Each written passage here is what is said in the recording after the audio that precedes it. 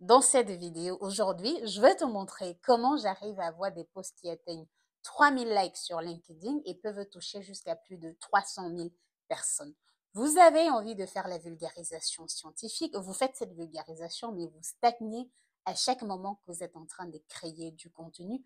Aujourd'hui, je vais te montrer comment tu dois être clair, concis et arriver à captiver le public.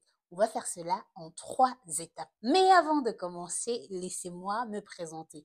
Je suis Clotilde Duquesne et je suis enseignante postdoctorante et surtout chercheur en mathématiques à l'Université du Manitoba au Canada.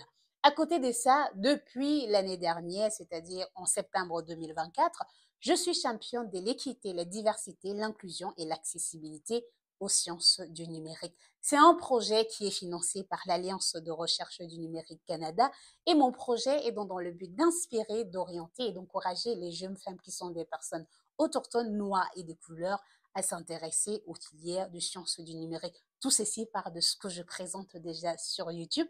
Et donc, sans plus tarder, si tu es nouveau, je t'invite déjà à t'abonner à ce compte, à activer la cloche de notification, mais surtout à partager la vidéo. Mais en plus de ça, on est à l'épisode 3 de cette série de vidéos.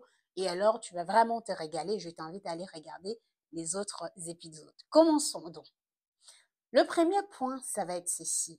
L'introduction. Oui, l'introduction, c'est quelque chose, vous savez déjà, l'introduction, le développement et la conclusion.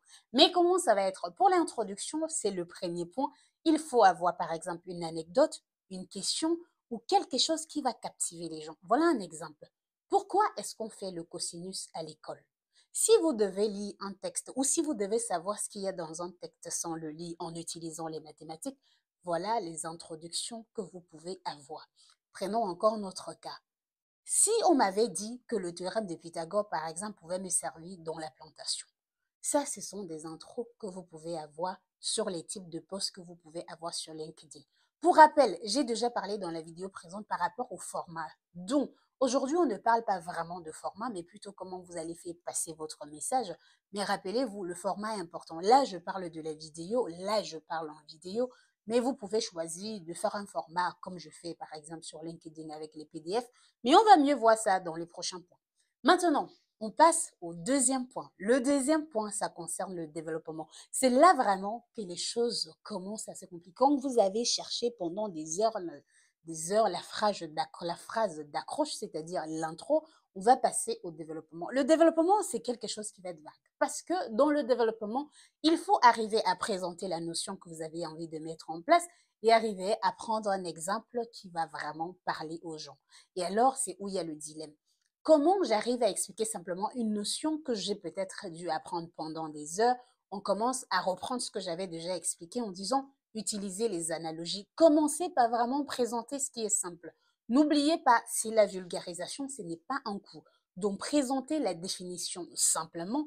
Et par exemple, supposons que vous êtes en train de faire le cas de comparaison des textes philosophiques en disant que vous allez comparer un texte sans lire le texte.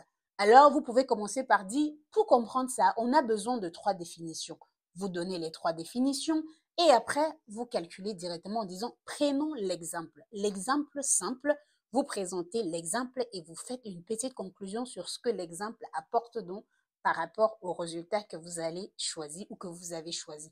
Donc ça, c'est le deuxième point et comment vous devez présenter votre développement. Donc dans votre développement, on va avoir la définition ou la notion ou le théorème et on va avoir un exemple d'application, c'est-à-dire un petit exemple que vous présentez.